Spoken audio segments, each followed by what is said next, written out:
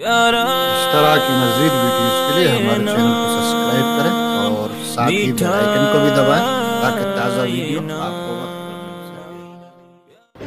حضرت عمر بن عبدالعزیز ان کا واقعہ ہے۔ حضرت عمر بن عبدالعزیز بچپن ہی سے بڑے شوقین مزاج تھے۔ آپ خود فرمایا کرتے تھے، میں بلند سے بلند مرتبے کا مشتاق رہتا ہوں۔ آپ کے شوق کا یہ حال تھا کہ اتنا مشک اور عنبر اور عود لگاتے تھے کہ جس بازار سے گزر جاتے اس کے قریب کے گھروں میں موجود لوگوں کو عمر کی خوشبو آیا کرتی تھی کہ عمر گزر گیا۔ لوگ دھوبی کو اپنے کپڑے دیے ہوئے کہتے تھے کہ عمر کے کپڑوں کے ساتھ ملا کر ہمارے کپڑوں کو دھونا تاکہ ان کی بچی کچی خوشبو ہمارے کپڑوں میں آ جائے۔ اور اللہ تعالیٰ نے آپ کو حسن بھی ایسا دیا تھا کہ آپ کے چہرے کی طرف نگاہ کر لینا، دیکھنا اتنا عجیب تھا کہ جو ایک مرتبہ نگاہ کرتا اور دیکھتا رہتا تو اس وقت کہتا کہ میں دیکھتا ہی رہوں اور نگاہ ہٹاؤں ہی نہیں۔ ایسا حسین اور جمیل اللہ نے ان کو بنایا۔ آپ کی چال بھی ایسی دل نشی تھی کہ جو دیکھتا وہ دنگ رہ جاتا تھا۔ آپ اس وقت مہنگے سے مہنگا اور اچھے سے اچھا کپڑا پہنتے تھے اور 800 درہم کی چادر خریدی صرف اوڑھنے کے لیے۔ اس زمانے میں 800 درہم۔ جب آپ کہیں سفر میں جاتے تو 60 اونٹوں پر آپ کے کپڑے چلتے تھے۔ 60 اونٹوں پر۔ آپ ہمیشہ فرمایا کرتے تھے کہ میرا نفس ہمیشہ شوقین رہا ہے۔ یہ سارا حال آپ کے خلیفہ بننے سے پہلے اور زمانہ جاہلیت کا ہے، جب ذمہ داری نہیں آئی تھی۔ پھر اللہ تعالیٰ نے آپ کو ہدایت کی دولت سے نوازا۔ جب خلیفہ سلیمان ابن عبد الملک کے انتقال کا وقت آیا تو رجا ابن خیرہ نے اس سے کہا، اے سلیمان، مرنے سے پہلے ایسا کام کر کہ جس سے تیری آخرت بن جائے۔ بادشاہ سے کہا کہ جس سے تیری آخرت بن جائے۔ اس نے کہا کیا کروں؟ تو ابن حیران نے کہا کہ خلافت کے لیے، اپنے قائم مقام بنانے کے لیے کسی اچھے انسان کا انتخاب کرنا۔ حالانکہ سلیمان کے اپنے بیٹے بھی تھے۔ اس نے کہا کہ انشاءاللہ ایسا کام کر کے جاؤں گا کہ جس میں میرے نفس اور شیطان کا کوئی حصہ نہیں ہو۔ کہا لکھو۔ اسی وقت لیٹے لیٹے کہا کہ بھائی منشی کو بلایا کہ لکھو۔ کہ کیا؟ منشی نے کہا کیا لکھوں؟ کہ میں عمر بن عبدالعزیز کو خلیفہ بنانا چاہتا ہوں، بیٹوں کو نہیں۔ میں عمر بن عبدالعزیز کو جو اتنا آزاد ہے طبیعت کا اور اتنا جو ہے عیش مسرت کے ساتھ زندگی گزار رہا ہے، لیکن میں اس کے اندر جوہر دیکھتا ہوں، صلاحیت بے شک حالات ہیں اس کی وجہ سے ذرا اس کا اونچا دماغ ہے، لیکن فطرتاً طبیعت کا اچھا انسان ہے۔ اپنے بیٹوں کے مقابلے میں ان کو خلیفہ بنانا چاہتا ہوں۔ لکھوا دیا۔ پھر جب عمر کو خلافت ملی تو اب سنو حالات بدلنا۔ یا تو ایسے تھے، اپنی بیوی کے پاس آئے اور کہا کیا خیال ہے، کیوں نہ جنت کمائیں؟ کہا کہ اب میں تو جنت کا مشتاق ہوں۔ تو بیوی نے کہا میں آپ کے ساتھ ساتھ ہوں۔ عمر بن عبدالعزیز کی بیوی کا نام فاطمہ تھا۔ اسے اللہ نے ایسا حسن دیا تھا کہ پورے عرب میں ان کی کوئی مثال نہ ملتی تھی۔ یہ وہ خاتون ہے، اس جیسی عورت شاید ہی دنیا میں آئی ہو، کیونکہ یہ سات کیوں؟ اس لیے کہ 7 نسبتوں سے بادشاہ کی عزیزہ تھی، 7 انداز سے رشتہداریوں سے 7 بادشاہوں کی یہ جو ہے خاندان کی تھی، ان سے متعلق تھی۔ اس کا دادا بادشاہ، اس کا باپ بادشاہ، اس کا بھائی بادشاہ اور خود عمر ابن عبدالعزیز جو ہے وہ خلیفہ بادشاہ، پھر ان دونوں میاں بیوی نے محبت الہی میں اپنے سارے عیش و عشرت کے سامان کو اللہ کے راستے میں لٹا دیا اور زہد اختیار کیا۔ پھر کیا ہوا؟ ایک مرتبہ ایک تاجر آپ کی خدمت میں 8 درہم کا ایک کمبل لے کر آیا، 8 درہم کا ایک کمبل لے کر آیا۔ آپ نے اسے بڑا پسند کیا اور ہاتھ میں لے کر فرمایا بڑا نرم ہے، بہت اچھا ہے۔ یہ سن کر وہ صاحب بے ساختہ ہنسنے لگے، وہ بیچنے والے ہنسنے لگے۔ آپ نے فرمایا عجیب احمق آدمی ہو، بلا وجہ ہنستے ہو۔ وہ صاحب کہنے لگے جی احمق نہیں ہوں، دراصل مجھے یاد یہ آیا کہ ایک بار جب کہ آپ گورنر تھے، آپ نے مجھے فرمایا تھا کہ میں آپ کے لیے ایک عمدہ قسم کی چادر خرید کر لاؤں۔ میں نے 800 درہم کی چادر خرید کر پیش کی تو آپ نے اس پر ہاتھ رکھتے ہی فرمایا کہ بڑی کمزور سی قسم کی اٹھا کر لایا ہے۔ یا تو آپ کا حال یہ تھا کہ 800 درہم کی چادر کو بھی فرماتے تھے کہ بھائی یہ تو کیا جہاں کہا تھا کیا اٹھا لایا تھا، اور میں صرف 8 درہم کی لایا ہوں، اور آپ کے مزاج میں اتنی بڑی تبدیلی آ گئی کہ موٹی چھوٹی 8 درہم میں آتی کیسی ہے، لیکن اس کو بھی اتنا پسند فرما رہے ہیں، اس لیے آتی آ گئی مجھے۔ اللہ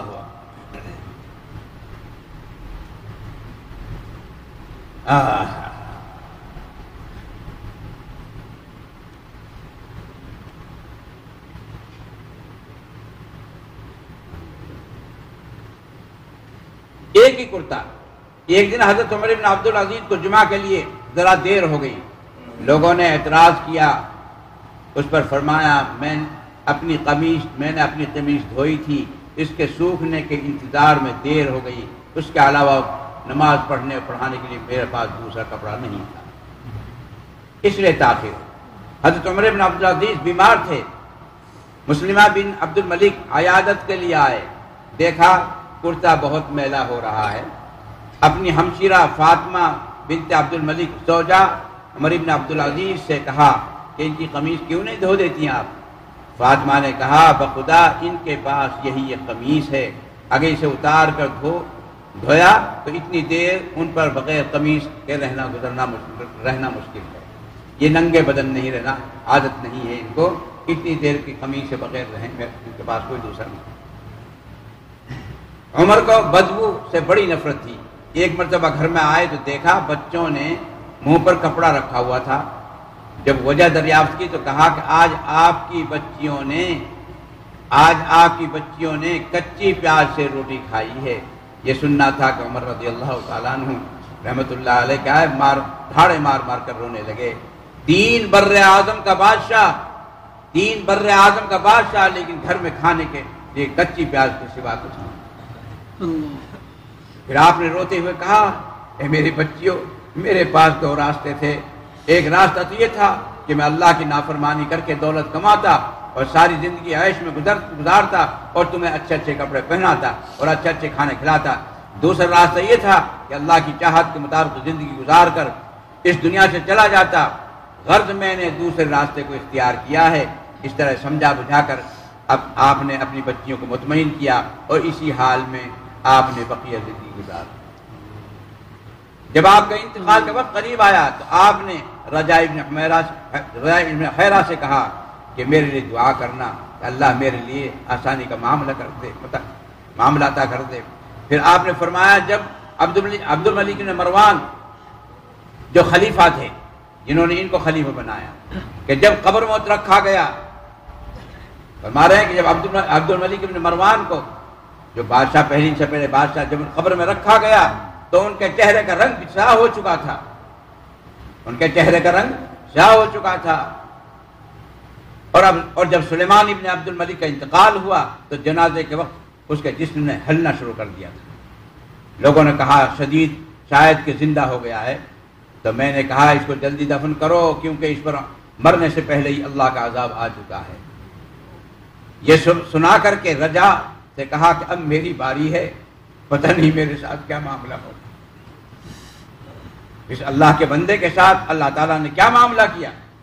جب اتنی بڑی قربانی دی ایک دوسرے بادشاہوں کے ساتھ تو یہ کیا، لیکن ان کے ساتھ ان قربانیوں کے بعد اللہ نے کیا بدلہ دیا؟ پھر اللہ تعالی اللہ کے بندے کے ساتھ اللہ نے کیا معاملہ کیا؟ سارے جہاں نے دیکھا کہ وہ عمر رضی اللہ تعالیٰ عنہ کے جنازے کو قبر کے قریب رکھا گیا تو آسمان سے ایک پرچہ آ کر گرا جس پر 2 سطریں لکھی ہوئی تھی۔ آسمان سے ایک پرچہ آیا جس میں 2 سطریں لکھی ہوئی تھی۔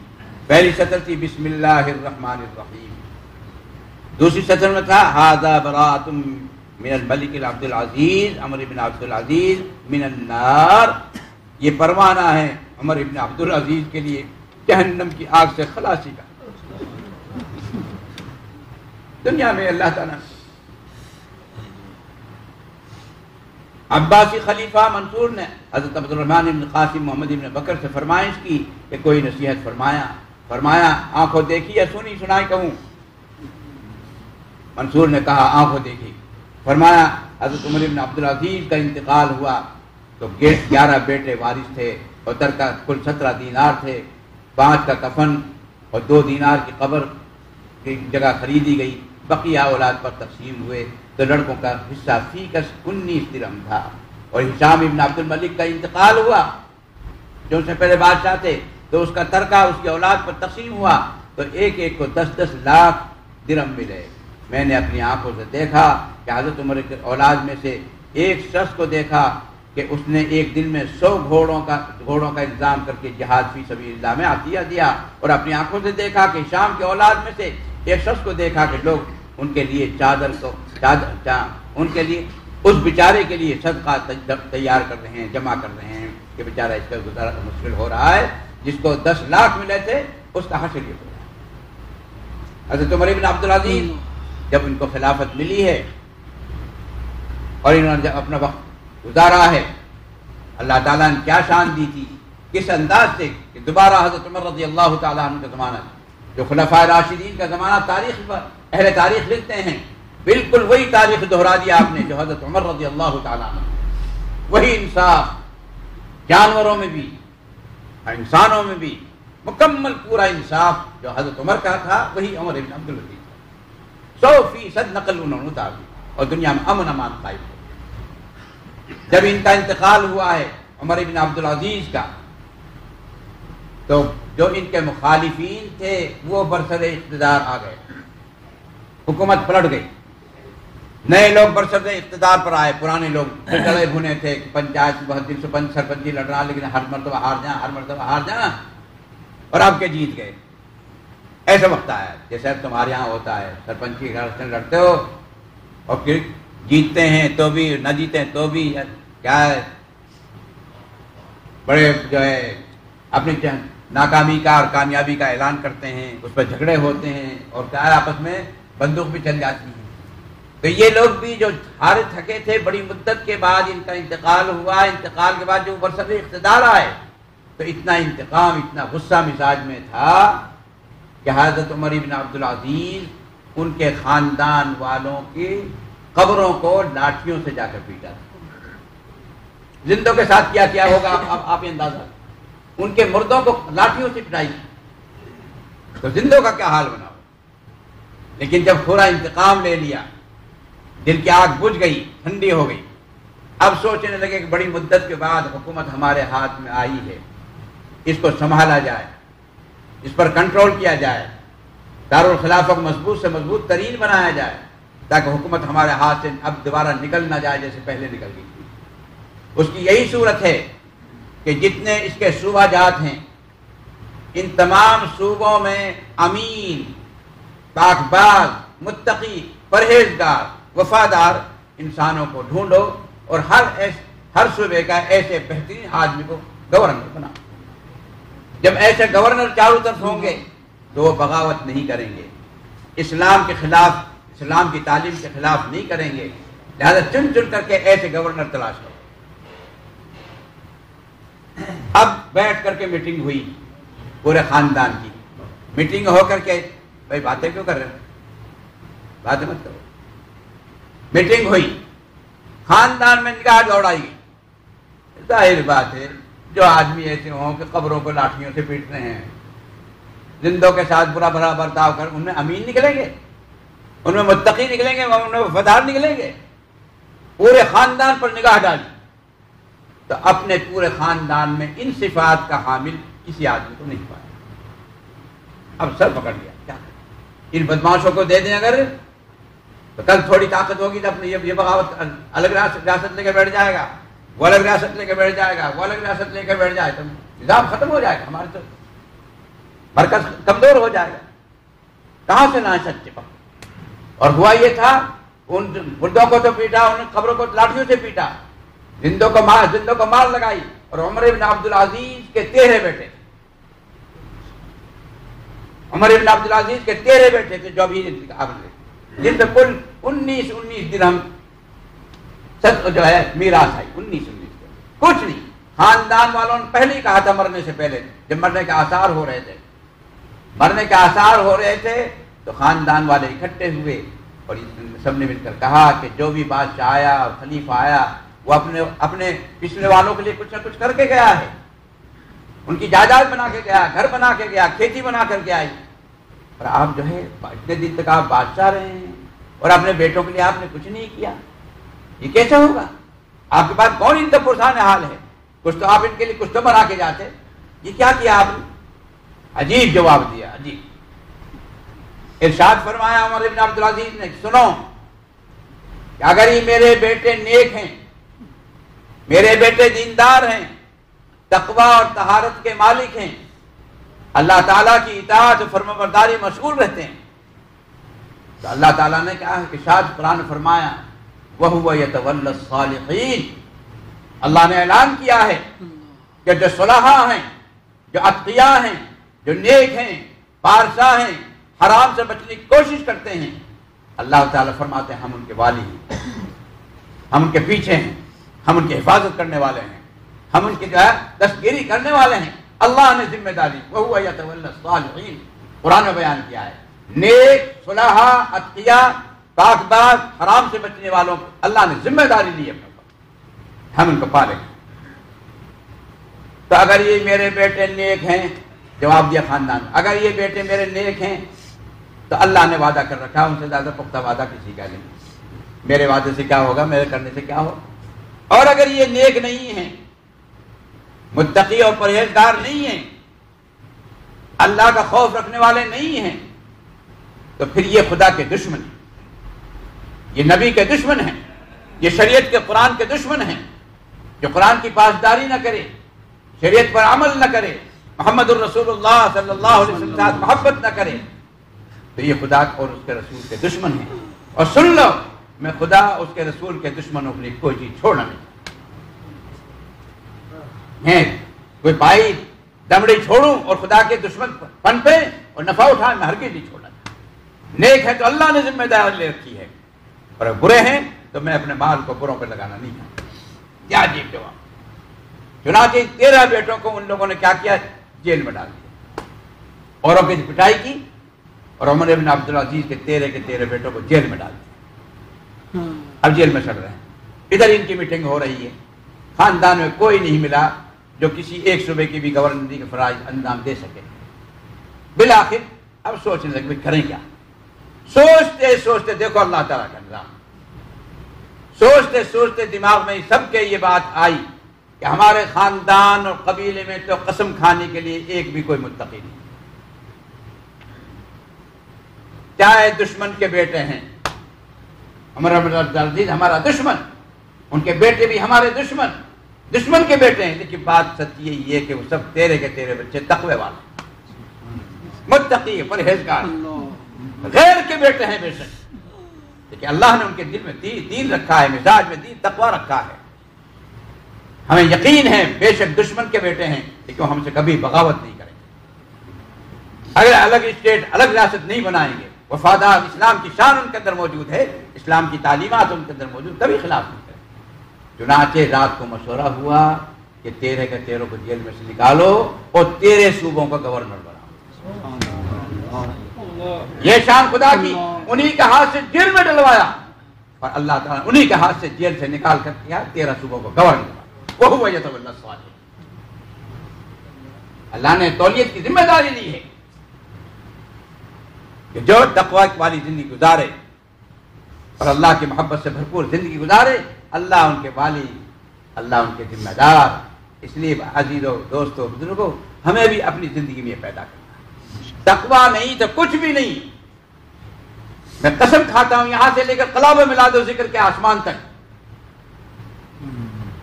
کوئی لمحہ مت چھوڑو۔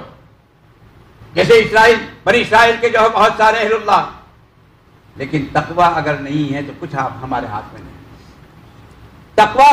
تقوی کے ساتھ اگر صرف فرض نماز بھی پڑھو گے، صرف فرائض ادا کرو، لیکن زندگی میں تقوی ہو، حرام کے قریب نہ جائیں، اللہ کا خوف کا اتنا غلبہ ہو، ہر خطرے کی چیز سے اللہ کا خوف روک دے آدمی۔ انسان کی زندگی میں بریک، ہر مشین میں بریک ہوتا ہے، انسان کی زندگی جو چلتی ہے اس کا بریک بھی کیا ہے؟ اللہ کا تقوی ہے۔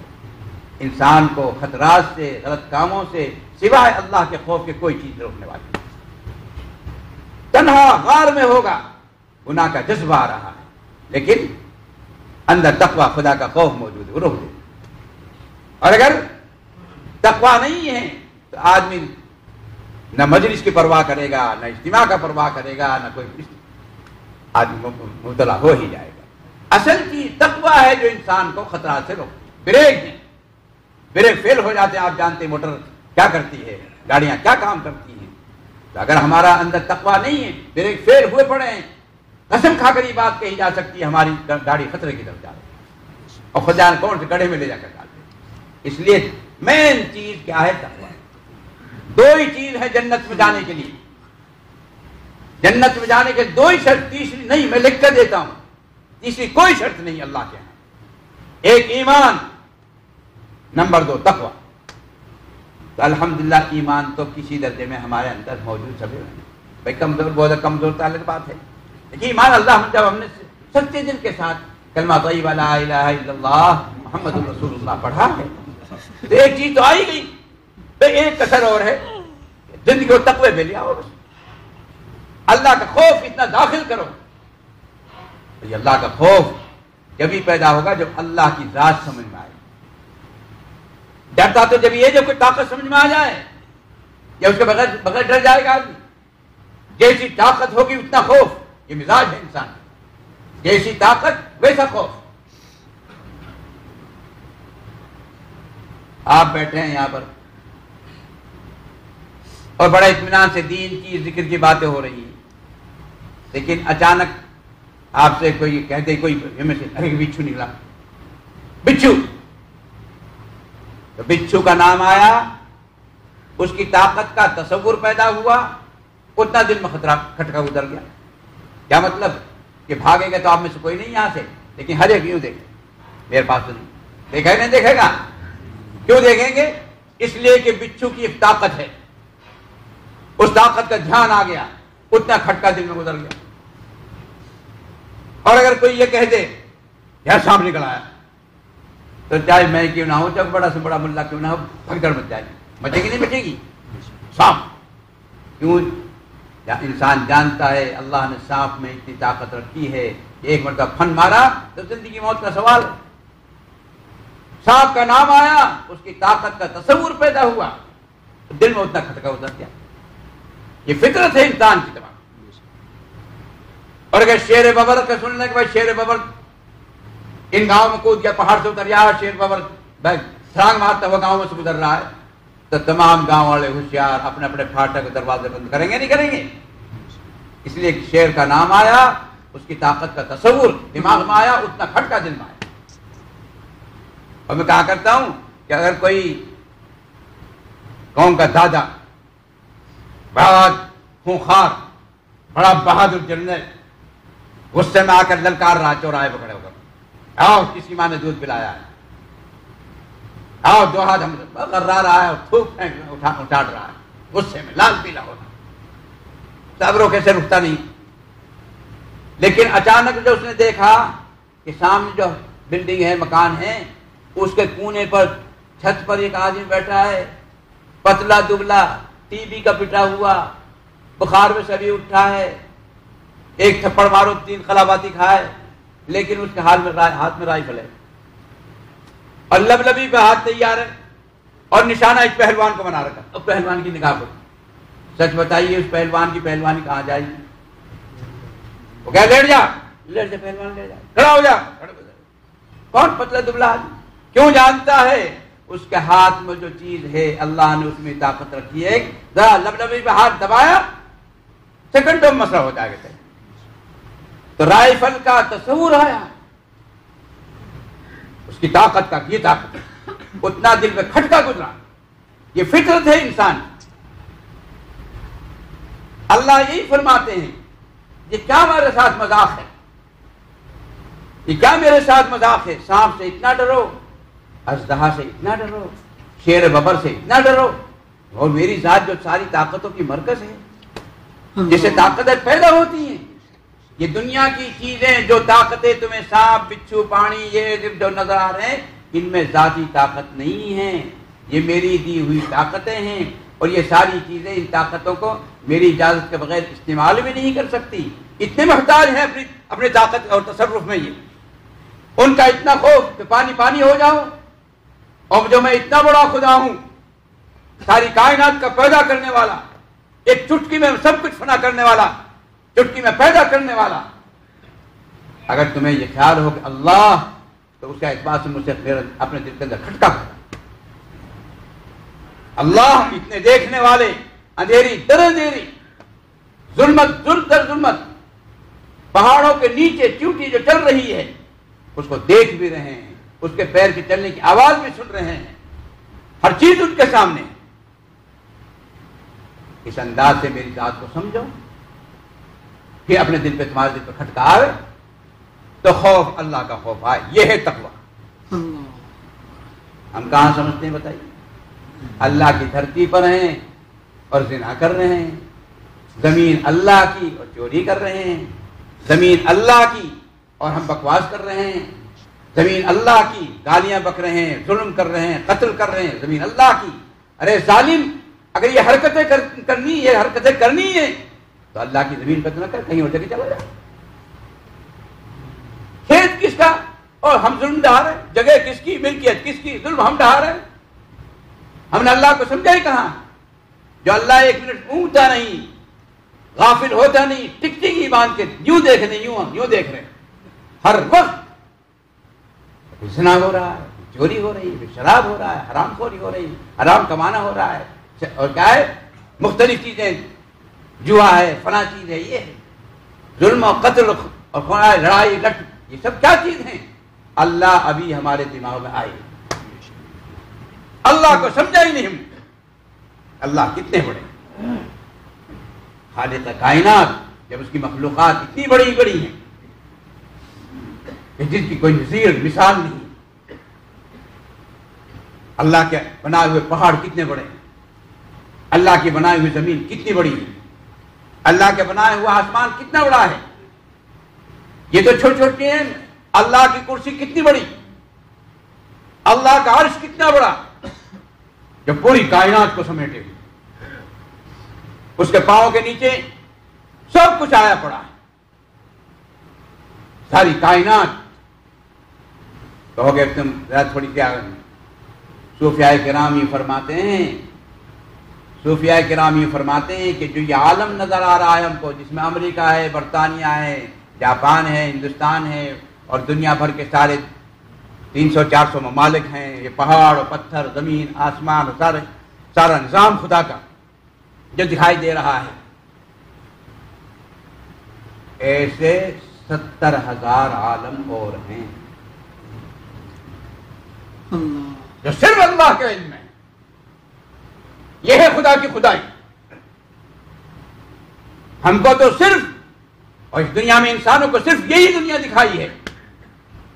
رقیہ اس کے علاوہ اور کتنے عالم.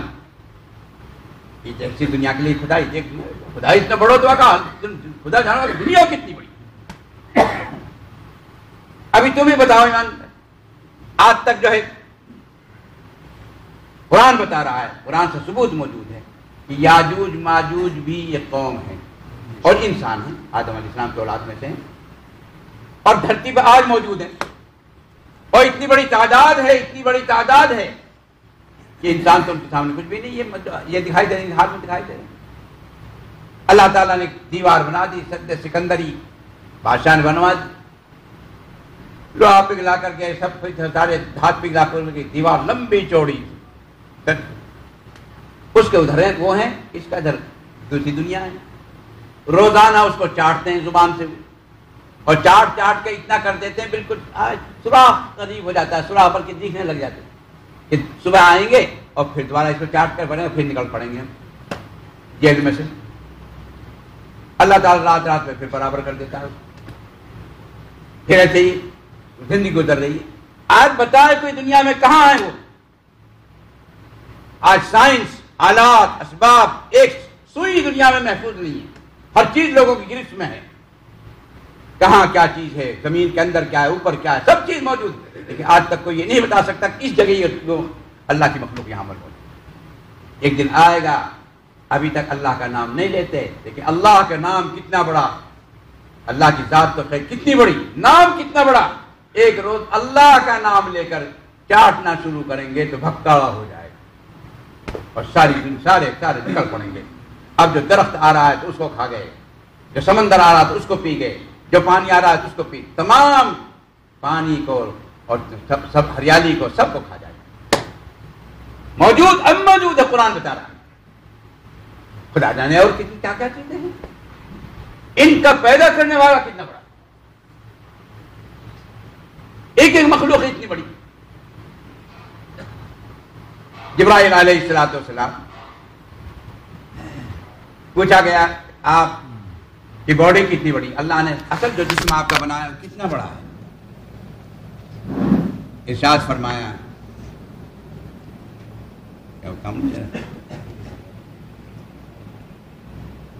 ارشاد فرمایا کہ اللہ تعالیٰ نے جو مجھے اصل جسم دیا ہے، اگر صحیح شکل صورت میں آؤں تو عالم یہ ہوگا کہ میرا سر آسمان سے لگے گا، پیر میرے تحت الثری میں ہوں گے، 600 میرے پر ہیں، پورے عالم کو میں گھیر لوں گا۔ ایک ہی فرشتہ کتنا بڑا ہوگا، حاملین عرش جو پوری دنیا کو گھیرے ہوئے عرش اعظم ہے، 8 فرشتے اس کو اٹھائے ہوئے، وہ کتنے بڑے ہوں، کتنے طاقتور ہوں۔ بہت ساری روایات اس کے اندر موجود ہیں، 8 فرشتے پورے اس کو اٹھائے ہوئے۔ ان فرشتوں کی طاقت کا عالم کیا ہوگا۔ میکائیل علیہ السلام حالانکہ مقام کے اعتبار سے جبرائیل علیہ السلام کا مقام فرشتوں میں بڑا ہے، لیکن باڈی اور جسم کے اعتبار سے جبرائیل علیہ السلام کے علاوہ اور فرشتے بڑے ہیں۔ میکائیل علیہ السلام کے بارے میں لکھا ہے کہ اللہ نے اتنی بڑی باڈی جسم دیا ہے کہ اگر وہ اپنی شکل صورت میں آ جائیں جو ان کو اللہ نے دیا ہے، تو اللہ نے کھوپڑی ان کی اتنی بڑی بنائی ہے کہ 7 سمندر پانی اس پر رکھ دیا جائے تو ایک قطرہ زمین بنا۔ میکائیل کتنے بڑے، ان کا پیدا کرنے والا کتنا بڑا، وہ خدا ہم کو ہر وقت دیکھ رہا ہے۔ ایک سیکنڈ کے لیے بھی غافل نہیں، ٹکٹی کی باندھ ہے۔ سچ بتاؤ ایمانداری سے، بے شک تم میرے شاگرد نہیں ہو، میں تمہارا کوئی استاد نہیں ہوں، میری عمر کیا ہو تم سے بہت سارے، اگر میں ٹکٹی کی باندھ کے یوں دیکھتا رہوں گا آپ کو، ٹکٹی کی باندھ کر تمہارے ساتھ جائیے بڑے بڑے ناخدار نگاہ دیکھ رہے ہیں، تو آپ کسی کو تھپڑ دے لیں گے یار مول صاحب تھوڑا زور ہو جاتے ہیں، یہ چڑھ رکھیں گے، لیکن مول صاحب ٹکٹی باندھ کے دیکھ پڑا ہے کہ نہیں ایمانداری سے، حالانکہ میں استاد نہیں، کوئی تمہارا کوئی بڑا نہیں، کوئی اتنا بڑا نہیں، ٹکٹی کی باندھ کے میں دیکھ رہا ہوں، آپ جلدی حرکت نہیں کریں گے۔ ارے بھائی، ایک انسان کی نگاہ ہم کو اپنے دل کے جذبہ پورا کرنے سے روک سکتی ہے، اور اللہ کی نگاہ نہیں روک سکتی۔ ہم نے اللہ کو سمجھا کہاں ہے، ایک مول صاحب کو تو سمجھایا کہ ہاں دیکھ رہے ہیں، نفع ہو جائے گا، نقصان ہو جائے گا، اور جو اللہ دیکھ رہے ہیں اس سے نفع نقصان نہیں ہوگا۔ ہم نے اللہ کو کہاں سمجھا، یہ ہے تقویٰ سے یہاں لانا ہے دن کو، یہاں نہیں ہے تو فقط ذکر فکر معمولی، لیکن ذکروں سے کچھ ہونے والا نہیں۔ یہ ہے اصل ذکر یہی ہے کہ دل کا حال یہ ہو جائے ایک سیکنڈ کے لیے اللہ سے غافل، اتنی بڑی طاقت دیکھ رہی ہے، ہمیں یقین دیکھ رہے ہیں، دیکھ رہے ہیں، نگاہ نہ ہٹا رہو، نگاہ نہ ہٹا رہو، تو کیسے ڈر، کیسے خوف ہوگا؟ تو ایسے اللہ کا ہر وقت خوف ہو، تنہائی میں، خلوت میں، جلوت میں، اکیلے، اجتماعی، انفرادی، قولاً عملاً، ہر طریقے سے اتنا یقین، یہ اصل ذکر یہاں لانا، جسے کہتے ہیں روح کا ذکر۔ روح چمٹ گئی اللہ سے، روح کا تعارف ہو گیا، پہچان ہو گئی اللہ سے، محبت گھس گئی اللہ کی، اتنی بڑی شخصیت ذات سمجھ میں آ گئی روح کو۔ اب یہ روح غلط نہیں چلے، یہ ہے حاصل ذکر کا، یہ نہیں کہ صرف مالا جھپوانی آپ ذات سے کسی اور سے، اصل تو اللہ کا تعلق پیدا کرنا ہے، چاہے تھوڑے ذکر سے ہو چاہے زیادہ ذکر سے ہو، لیکن چونکہ خدا نہیں ہے اس لیے ذکر زیادہ کرایا جاتا ہے۔ جتنا زیادہ ذکر کریں گے، نام لیں گے، تو انشاءاللہ اتنا اللہ کا قرب حاصل ہوگا۔ جس چیز کا تذکرہ زیادہ ہوتا ہے اس کی محبت بیٹھتی چلی جاتی ہے۔ اس لیے ہمیں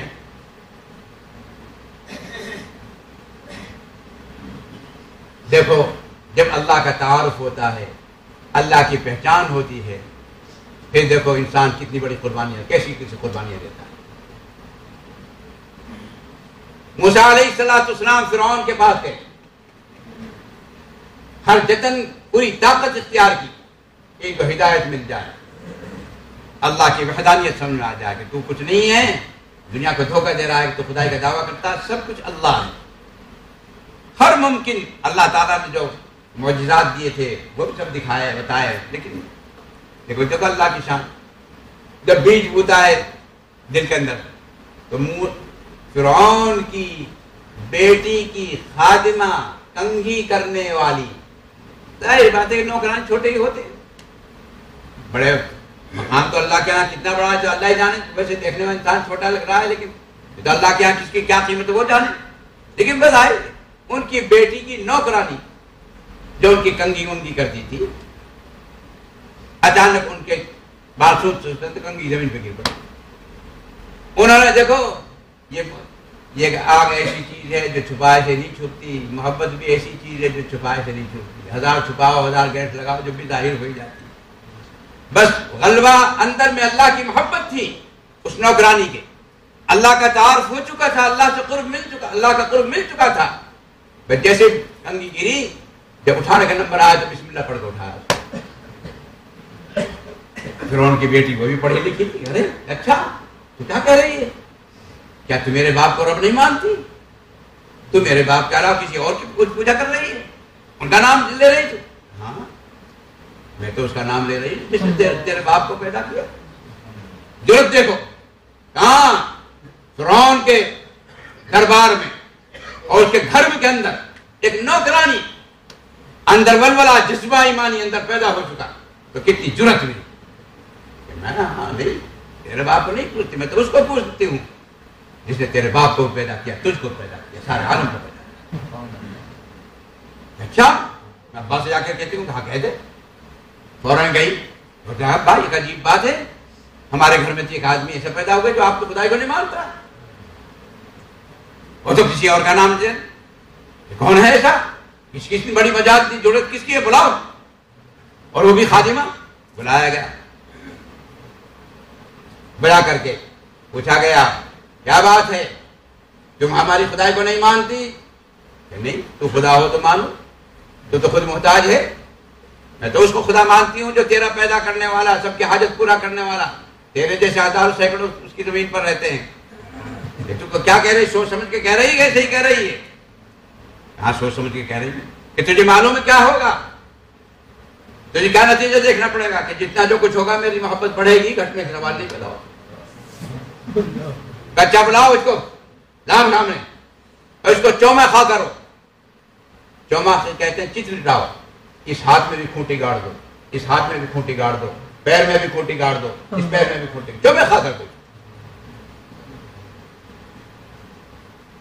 اللہ، اور پھر کہا کہ اب اس میں سے لاؤ جو ہم نے سانپ بچھو بھر رکھے ہیں لوگوں کو عذاب دینے کے لیے، نہ لاؤ، اور اس کی چھاتی پر چھوڑ دو، اور کہنے لگا یہ 40 دن تک تجھے ایسے ہی کاٹیں گے، یا تو میری ربوبیت کا اعلان کر دے، اور جس کو تو رب کہہ رہی ہے اس کا انکار کر دے، اور کہہ دے کہ ہاں تو رب ہے، تو بچا لے مجھے، ورنہ تجھے یہ سانپ اور بچھو 40 دن تک کیا کر کٹواؤں. تو کیا کہتی ہے؟ 40 دن کیا، 70 دن کیا، 80 دن کیا، جتنے دن کرے گا وہ خدا کی محبت بڑھتی جائے گی. جو تجھے کرنا کر لے. چنانچہ اس کو سانپ بچھو چھوڑ دے، لیکن وہ ٹس سے مسئلہ اسے کہتے ہیں محبت. یہ ہے تقوی کے بعد جو چیز پیدا ہوتی ہے. اللہ کی ذات کو جب سمجھ جاتا ہے، اللہ کی الوہیت، ان کی کبریائی، ان کی شان، جب آدمی عظمت سامنے آ جاتی ہے، ہر کام ہلکا، ہر چیز ہلکی. چنانچہ کیا کیا؟ سانپ بچھوں کے ساتھ ساتھ اب اس سے کہا گیا سن، تیرے 2 بچے ہیں، 2 بیٹیاں ہیں، ایک 6 ساڑھے 6 سال کی ہے، ایک 6 مہینے کی ہے. ابھی تیرے چھاتی پر ہی، جس کو تو دودھ پلا کے تو نے 6.5 سال کا کیا ہے، تیرے چھاتی پر ہی رکھ کر اس کے ٹکڑے کرتے ہیں. دیکھ لے، یا تو باز آ جا ورنہ تجھے. اس نے کہا تو ایک ٹکڑا کر، تو 10 ٹکڑا کر، اس سے کہا اور زیادہ تو جو چاہے تو چاہے میرے ساتھ کر، لیکن میں جو تو کہنا چاہتا ہے میں اس کو انکار کرنے کو تیار نہیں. جس کی ربوبیت میرے دل کے اندر گھس چکی، جس کی محبت اور عشق میں جل رہی ہوں، جس کی آگ اتنی بے قابو ہو چکی ہے کہ تیرے محل میں نے اس کا نام لیا ہے، اس آگ کو کوئی دبا نہیں سکتا. اس نے کہا اچھا، وہ ٹکڑے کر دیے، سینہ تر بتر ہو گیا، لال خون سے لال ہو گیا.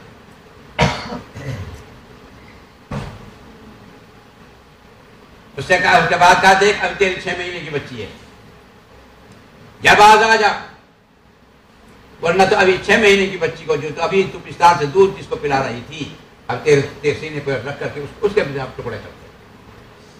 یہ سن کر ماں کے آنکھوں میں آنسو آ گئے. اللہ تعالیٰ بھی نہیں بری فرمان، اور اللہ تعالیٰ نے 6 مہینے ایک بچی کو زبان دے دی کہ اماں کیا کر رہی ہے، صبر کا دامن مت چھوڑنا. وہ جنت نظر آ رہی، صبر کا دامن مت چھوڑ دینا، وہ جنت نظر آ رہی. بس ادھر گئے تو ادھر سیدھی جنت. ماں کو جوش آ گیا اور کہا ظالم، ٹکڑے کر، کچھ بھی کر، لیکن تم میرے ضمیر کو نہیں بدل سکتے. چنانچہ بچی کے ٹکڑے کیے گئے، اور ٹکڑے جب ہو گئے میں تھوڑی دیر صبر کیا، اور پھر جان افریقہ سے وہ بھی یہ خاتمہ ہے. لیکن اللہ کی عظمت اس کے دل میں بیٹھی، دنیا کی طاقت نہیں، فرعون نہیں بدل سکا. ہم کمزور ہیں، ذرا ذرا سے حالات ہم کو بدل دیتے ہیں، ادھر سے ادھر پھینک دیتے ہیں. حالات تو آتے ہی آتے ہیں، کہ اللہ والے جو مضبوط ہوتے ہیں حالات سے ٹکراتے ہیں اور آخر حالات ان کے تابع ہو جاتے ہیں. اللہ کی مرضی پر اپنے آپ کو فنا کرتے ہیں. آگے دیکھیے کہاں پھوٹتی ہے شاخ، یہ آگ تو ایسے ہی پھیلا کرتی ہے سینے سے سینے. فرعون کی بیوی ہے آسیہ، پوری مملکت کے ملکہ ہے. اللہ موسیٰ علیہ السلام کی جان اللہ تعالیٰ نے محبت ڈال دی آسیہ کے دل میں، ان کے ذریعے سے پھر فرعون کے دل میں بہتا ہوا جب صندوق آیا ہے دریائے نیل میں ان کے محل کے نیچے. آسیہ نے تو کہا تھا نکالو کھولو کیا ہے اس میں، دیکھا بڑا خوبصورت بچہ ہے، اس کو ذبح مت کرنا، یہ میرے تیرے دل کے سکون کا ذریعہ بنے. جو ظالم ہزاروں کو کتنا قتل کر چکا ڈھونڈ ڈھونڈ کر کے، اور بچہ انہی کی گود میں لایا جا رہا ہے، اور آسیہ کے دل میں اللہ نے پیار ڈال دیا. اس کی وجہ سے شوہر کے دل میں پیار، تو معاملے کھٹک تو برابر تھی، لیکن بیوی پر عاشق تھا، یہ اپنی بیوی پر عاشق تھا فرعون، اس کی بات کی وجہ سے اب پر راگ ہے. اللہ اکبر. فرعون اتنا عقل مند سب کچھ، اس کے دل میں محبت کا بیج نہیں پڑا، اور ان کی بیوی ان کے دل میں معلوم ہو گیا، خوشبو ان کی بھی نہ چھوڑ سکی. آخر ظاہر ہو گیا کہ یہ بیوی بھی جو ہے ہاتھ سے جا چکی، اور یہ بھی میری ربوبیت کے قائل نہیں ہے. بلایا اس کو، حالانکہ اتنی وہ عاشق تھا فرعون، اس نے دنیا میں ڈھونڈ کر بیوی تلاش کی تھی، عاشق تھا اس کا. اس نے سنا یہ کہ خدم ہو گیا ہے، میری بیوی اور نہیں کیا کر رہی ہے، اور سمجھایا، تنہائی میں سمجھایا. اور تو نے دیکھا نہیں مشاطہ کا کہ میں نے اس کے ساتھ کیا کیا، اس بادی کے ساتھ، تجھے سب نے منظر سامنے تھے، سب میرے سامنے منظر. سب میرے سامنے منظر ہے، لیکن جو آگ اندر لگ چکی ہے، جو بیج پڑ چکا محبت کا، جو تعلق پیدا ہو چکا، جس کی کبریائی سمجھ میں آ گئی، تیری کبریائی کیا ہے، تیری بڑائی کیا ہے اس کے سامنے، تم چٹکیوں کا ہے، اس کی کبریائی کبریائی ہے، ساری دنیا پہ حکومت اس کی، تو کون ہوتا ہے؟ اچھا لاؤ اس کا بھی ہم علاج کرتے ہیں۔ بلوایا اس نے، اور بلوا کر سب سے پہلا ظلم کیا ہے جو اس نے، عورت کے اندر حیا کا غلبہ ہوتا ہے حد درجہ، مردوں سے زیادہ حیا ہوتی ہے قدرت عورت کے اندر، سب سے پہلے یہ کام کیا، جو اتنی ملکہ تھی، اتنی حسینہ خوبصورت تھی، ساری دنیا کے سامنے دربار میں کپڑے اتار دو، ننگا کر دو۔ اس اللہ کے بندے کے ایمان پر کیا گزری ہوگی، کپڑے پڑوا دی، ننگی ہو گئی، اپنے اللہ سے لو لگائے ہوئے، اسی کو معلوم ہوگا کیا مستی میں کیا باتیں ہو رہی، کیا اللہ کی طرف سے کیا رحمت کا جھونکا آ رہا ہو، جو اس ظلم کو سہنے کے لیے اتنی آسانی سے تیار، اس کو بھی چومے خواہ کروا دیا، کھوٹیاں گڑوا دی، اور صرف یہی کہا جا رہا بار بار، لیکن وہ تیار نہیں۔ آخر کار مختصر یہ کہ اسی حال میں انتقال، لیکن اس قربانی کے نتیجے میں جو کیا دعا کی تھی اس نے اس وقت میں، عین اس منظر میں، جبکہ ان کی کھال نکالی جا رہی تھی، ان کو مارا جا رہا تھا، ذلیل کیا جا رہا، کھوٹی کھڑی ہوئی ہے، اے میرے رب، میں تیرے نام پر فدا ہو رہی ہوں، مجھے اپنے پڑوس میں گھر دے دے، میں اپنے پڑوس میں، مجھے گھر میں مجھے سکون مل جائے گا، اپنے پڑوس میں جگہ دے دیجیے، بس مجھے میرے لیے کافی ہے۔ قبول ہو گئی، اب جنت کے باغ و بہارا، اب پڑوس میں کیسے ملے؟ کون اللہ کا پڑوسی سب سے قریب کون ہو سکتا ہے سوائے اس کے سب سے پڑوسی کون ہے؟ جناب رسول اللہ صلی اللہ علیہ وسلم۔ سب سے اعلیٰ جنت ہوگی کہ نہیں ہوگی؟ جتنا قرب اللہ کا جناب رسول اللہ صلی اللہ علیہ وسلم کو ملے گا اتنا کسی کو نہیں ملے گا نا۔ اللہ تعالیٰ سنو کیا فضل فرمایا، حضرت خدیجۃ الکبریٰ رضی اللہ تعالی عنہ، حضور پاک علیہ السلام کی بڑی بیوی، ہماری اماں، آپ کی اماں، جب ان کا انتقال ہونے لگا، آپ نے کیا فرمایا؟ اے خدیجہ تم رخصت ہو رہی ہو، مبارک ہو تمہیں کہ تم انشاءاللہ جنت میں جاؤ گی، اور تمہیں اللہ تعالیٰ تمہارے لیے اللہ تعالیٰ نے سرخ یاقوت کا ایک محل بنایا ہے، اور بے عیب، اس میں کوئی عیب نہیں، یہ تو تمہیں مبارکبادی دے رہا ہوں۔ ایک میرا کام بھی ہے، اللہ کے نبی فرمانے ایک میرا بھی کام ہے، کیا کہ تم جب پہنچ جاؤ جنت میں، وہاں پہنچ جاؤ تو میری 2 بیویاں ہیں، ان سے میرا سلام کہہ دینا۔ اللہ کے نبی، میں تو سب سے پہلے بیوی ہوں آپ کی، میرے علاوہ آپ کیا کوئی اور بھی بیوی ہے؟ کہاں 2 بیوی ہو، کہ کون ہے؟ ایک تو فرعون کی بیوی جو تھی آسیہ، وہ میری بیوی ہے، اور ایک عیسیٰ علیہ السلام کی اماں مریم علیہ السلام، وہ میری بیوی، اللہ نے ان کے ساتھ میرا نکاح کر دیا۔ جب اللہ کے نبی کے گھر میں رہیں گے تو اللہ کا پڑوس مل گیا، نقد قبول ہوئی دعا۔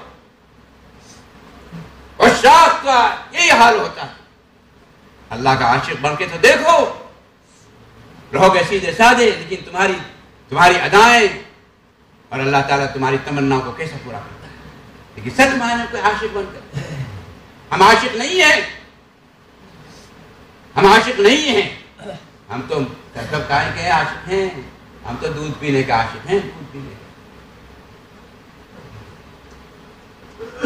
لیلا اپنے عاشقوں کو دودھ بانٹا کرتی،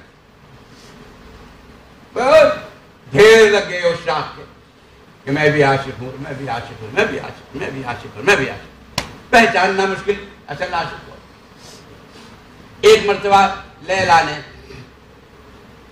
کیا کام کیا، خادم سے یہ کہا یہ تھال لو، یہ چاقو چھری لو، نمبر وار جو آتے جائے، جو دودھ طلب کرے اپنے پیالہ لے کر آئے، تو اسے کہو بھائی تمہاری لیلا نے تمہارے بدن سے 1 کلو گوشت مانگا۔ تو جو لائن میں لگا بابا میں تو دودھ پینے والا ہوں، دوسرا آیا، تیسرا آیا، چوتھا آیا، سب دودھ پی رہے، سب لائن سے نکلتے، نہ بابا میرے بس کا نہیں بھائی چلو۔ اصل جو مجنون تھا اس کے سامنے بھی یہی सूरत-हाल आई, कहा गया कि आज तो आपकी लैला ने आपके बदन से 1 किलो गोश्त मांगा है। तड़प उठा, मेरी लैला ने मुझसे यूं बताओ बदन के किस हिस्से में से मांगा है? मेरे बदन के हर हिस्से में से 1-1 किलो लो। हो सकता है यहाँ का पसंद हो सकता है यहाँ का पसंद हो यहाँ का पसंद हो सकता है यहाँ का पसंद हो। जिस दिन मैं दोबारा तुम क्या आओगे, बदन के जितने हिस्से हो सकते हैं हर अज़ू में से मेरे किलो गोश्त निकाल। ये है, इसे कहते हैं इश्क। हम सब दूध पीने वाले आशिक हैं। मतलब रहे ठीक है अल्लाह अल्लाह, और जहां जरा मतलब के खिलाफ हुआ, जहां शरीयत से टकराव हुआ, वहां दूर खड़े। शादी में, ब्याह में, गमी में, खुशी में, लेने में, देने में, चलने में, कमाने, खाने में, हर चीज में जहां थोड़ा सा अल्लाह ने इम्तिहान लिया, जांचा कि सच्चा आशिक हो कि नहीं, सच्ची मोहब्बत है कि नहीं, थोड़ी कड़कपना दिखाया, बस अलग खड़े हो गए। सुन लो, जो अल्लाह की मोहब्बत में कदम रखोगे और बढ़ोगे, अगर कुछ हालात आ रहे हैं समझ लो कबूल हो रहा है मसला। और अगर कुछ हालात नहीं आ रहे, जैसे पहले मस्ती में थे वही हालात अब भी हैं, तो अभी जिक्र तुम्हारा हमारा कबूल नहीं हो। एक सहाबी रसूल सल्लल्लाहु अलैहि वसल्लम अर्ज करते हैं, अल्लाह के हबीब मैं आपसे मोहब्बत करता हूँ। हुजूर पाक अलैहिस्सलाम ने इरशाद फरमाया, सोच के क्या कहता है? या नहीं अल्लाह के हबीब मैं आपसे मोहब्बत करता हूँ। सोच के क्या कहता है? नहीं अल्लाह के हबीब मैं आपसे मोहब्बत करता हूँ। फरमाया अगर ये बात है सुन ले, अब फक्र और फाके के लिए तैयार हो जा। फक्र और फाका तेरी तरफ ऐसा आएगा जैसे ढलान से पानी नीचे की तरफ। क्यों? न फक्र फाका आएगा न रोगे, और रोना ही अल्लाह को पसंद है। अल्लाह मियां जो पहल की मर्तबा कबूल कर लेते हैं, ए अल्लाह पे न झिले, नहीं बर्दाश्त होता, लेकिन अल्लाह में फरमा दो मजा आवे। अगर जान नहीं पूरी हाजत पूरी कर दो धीरे अल्लाह कहाँ कहे मौजूद। वल्लाह आज से मौजूद है। मुझे इतना मजा आता है जब ये कहता है मेरे अल्लाह तेरे अलावा कोई नहीं है, ए मेरे अल्लाह। मुझे तो उसकी पहली अदा पसंद आ गई, लेकिन आज पूरी कर दो फौरन तो धीरे कल कहाँ कहेगा मुझे। इसलिए मुझे मजा आता है, इसके मर्तबे बुलंद होते हैं, इसलिए मैं इसको ताखीर करता दिखाता नहीं कि तेरी कबूल होगी बात ना। मतलब मेरी रहमत तो इतनी आम है कि पहले झटके में कबूल खाती, बशर्ते कि मोहब्बत हो दिल। तो जब तक झटका ना आए तो रोए कौन? कोई भी नहीं रोएगा। और रोना असल कीमती है। आज रोना उम्मत में भी रोने का मिजाज खत्म हुआ। रोजा नमाज तो पढ़ते हैं, लेकिन रोते हो, अल्लाह से मांगते हो, दिल लगाते हो, हिचकियां बांध करके मजा आ रहा हो रोने में, वो कैफियत नहीं। क्यों? अंदर मोहब्बत नहीं है। दूध वाले हैं दूध वाले, असल गोश्त वाले नहीं। इसलिए बुजुर्गों और भाइयों, हमें जरूरत है इस बात की कि हम अपने आप को संभालें। अल्लाह ताला ने आप हज़रात को जिक्र के लिए कबूल फरमाया है। ये अल्लाह की मामूली हमारे और आपके लिए एक मामूली बात नहीं है, बहुत बड़ा फैज़, बहुत बड़ा करम, बहुत बड़ी इनायत। अपने नाम लेने के लिए एक नाम पर जो है मस्ती में आ जाते हैं अल्लाह की जात, और आप सुबह नाम ले रहे हैं, शाम को नाम ले रहे हैं, दर्द लगा रहे हैं, पसीना आ रहा है, हाल खराब हो रहा है, तो क्या पता वहां क्या हाल हो रहा है। हम इतनी मस्ती में नहीं आते खुदा की कसम जितनी अल्लाह की जात मस्ती में आती है। क्यों? अल्लाह के खजाने में हर चीज है, अल्लाह के खजाने में हर चीज है। नहीं है तो उसके खजाने में आंसू नहीं, कमी है तो आंसू कमी। और जिस बादशाह के, जिस बड़ी शख्सियत के खजाने में जिस चीज की कमी होती है उसकी बहुत कदरदानी होती है, बड़ी हिफाजत से रखा जाता है। इसलिए वो रोने से बहुत राजी, रोने का मिजाज हमें बनाना चाहिए।